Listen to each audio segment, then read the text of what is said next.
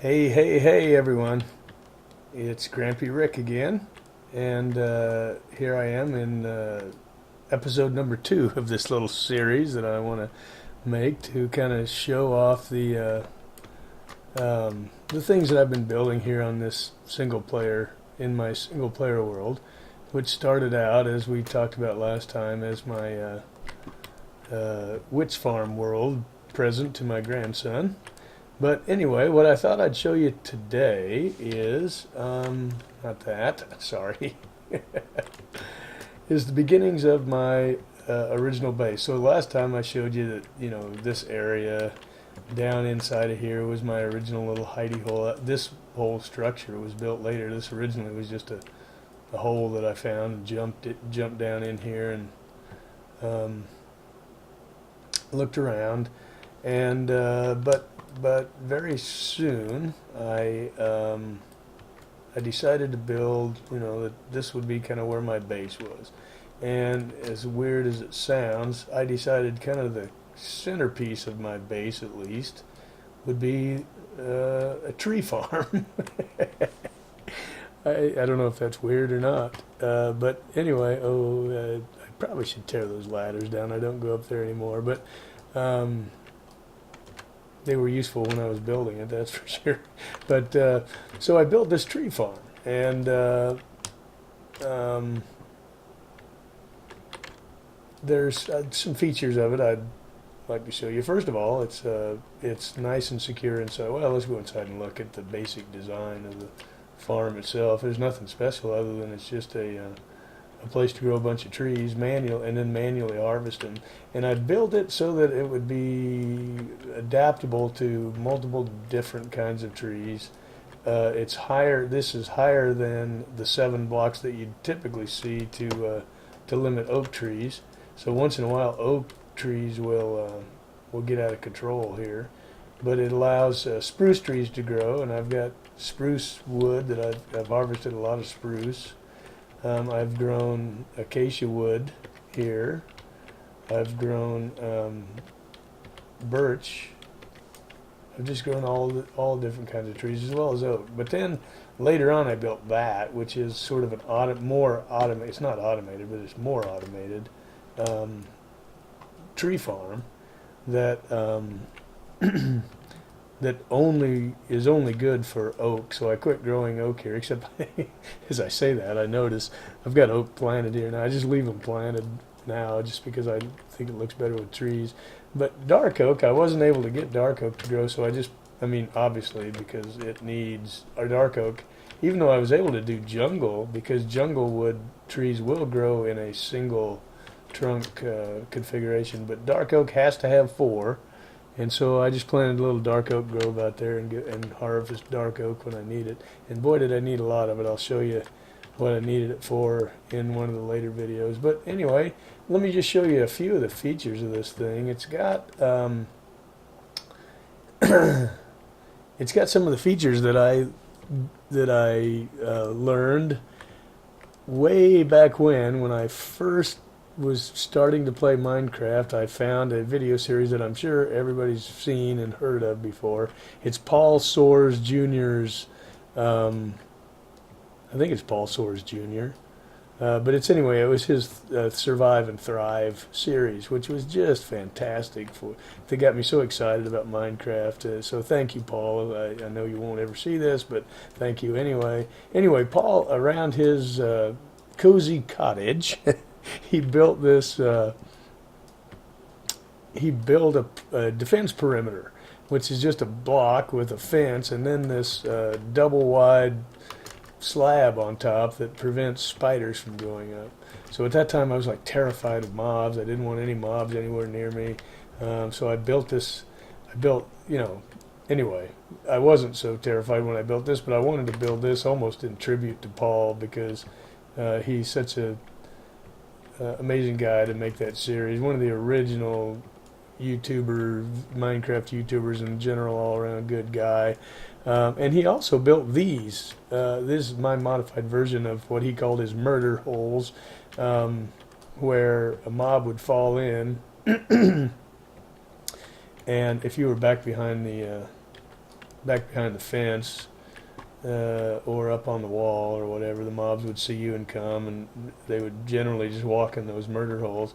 And then, as you can see, I've got down below, I've excavated down there and built a lot of stuff. But one of the things I built is, you know, whenever a mob does fall in here, I just can kill him. And for a while, it was hard to tell where they were. You could hear them growling and annoying you and all that. But I tried to build sort of an alarm system that told me when a mob was in it, and I used glowstone to and this pressure plate, and you know, to light up whenever a mob was in here, so I could just quickly scan and see where they were and run up and down and kill them. It's just really kind of annoying now. I don't even do it except when I get mad. You know, when a zombie or whatever is being too annoying, I'll go kill him. But anyway, so that's the upper part of the tree farm, and I grew and harvested a whole lot of trees in here. But, you know, I haven't done much of it lately because I don't have a lot of use for wood. But then so I excavated down below here, and the first thing I built was in the center. I built this storage room, and many of you probably recognize this, or I say many of you.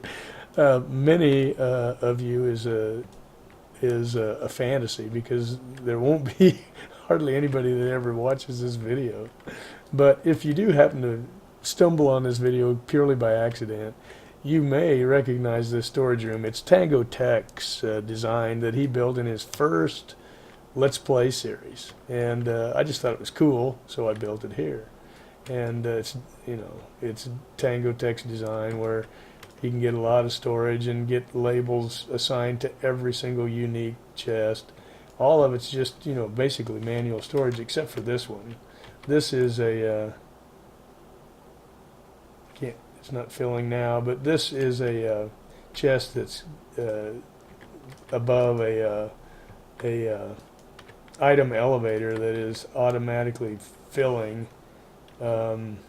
There you can see it's increasing now, but I have a slime farm, and it's down here, and the chest is just automatic. It's just automatically running all the time, and the chest is just filling up. So I just have to constantly, come and empty it, and then create assemble them into slime blocks. And anyway, that's it. But so I'll show you the slime farm in a later video. Here's the first automated farm I built. Again, a theme you're going to notice is what a plagiarist I am. You know, not one thing in this world virtually, except, well, I won't say that. The tree farm itself is kind of my idea, except for the perimeter wall. But other than that, everything in here is really something an idea at least I've gotten from somebody else. I love building stuff in Minecraft. I'm just intrigued with it like you wouldn't believe, but I can't think it up. I don't know. But there's so many really, really good Minecrafters building cool stuff that I watch their videos and build their stuff. So I'll try to give recognition where that is due. This is the automated melon and pumpkin farm that MonkeyFarm built in his third world, and I thought it was just really neat. It's not the most efficient farm; it's really slow, actually. So, for at least I don't know, mine is. But it just is relentlessly continues to generate melon and pumpkin, and so you just, if you want that, you know, I just use it for glistening melon for my potions, but that's what this is. This is MonkeyFarm's design. I put green glass for melons and purple glass for pumpkins. So, but it's not real efficient. It loses some of the results because it doesn't. Sometimes they don't all go into the hoppers, but it is a really cool design, so I built it. And that was the first farm I built down here. The next thing I built was actually this. Actually, that's not true.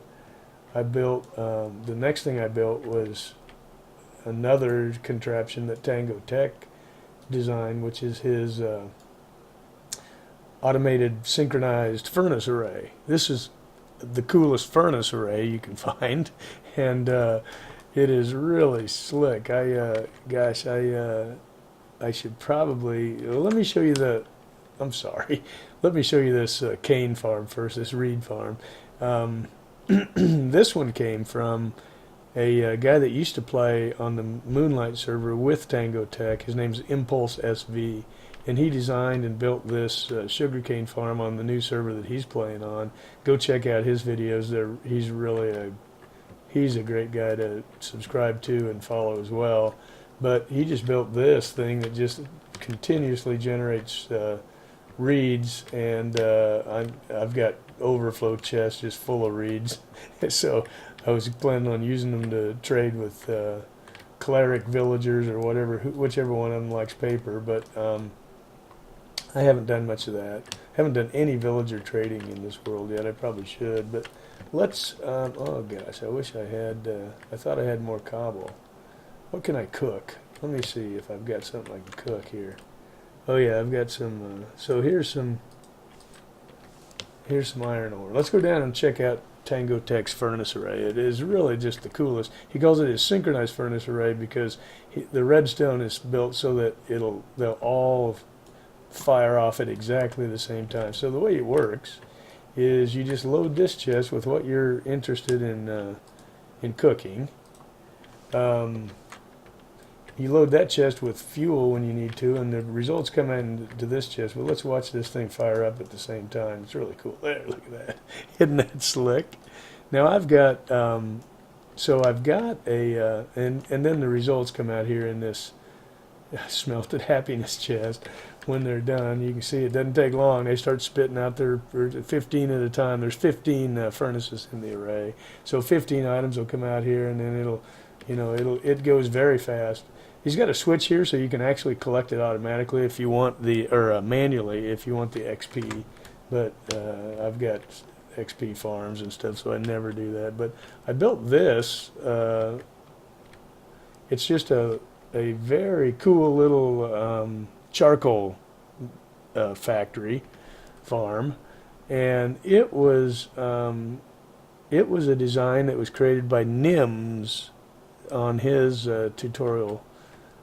I think it was a tutorial. Nims has some really cool tutorials too. I don't know what Nims is doing these days, but I've done quite a few things that he's designed. Here's the redstone for this furnace array. It's again Tango Tech is. He designs his stuff, and then he creates. You can see he's went hopper crazy here. So I used up all the iron that I had, and I'd mined a whole lot. Used up a ton of iron to get that done, and there, it's done already. And then I had to go caving and mining to get more. But since I've done that, I've built I built Tango Tech's Iron Titan. We'll show you that probably in the next episode. But the other thing I did was I don't even use that charcoal anymore. I built a blaze farm that is, again, one of the best blaze farms out there, or the best blaze farm, I think. And it was designed and a tutorial created by the same guy that did this. Oh, what is going on there? Holy mackerel. There, stop that. It was built by ImpulseSV. And if you haven't seen that, take a look. We'll show that in a future episode. But anyway, this is just, that's really all I wanted to show in this video. This is my, this is kind of my base. There's more to it.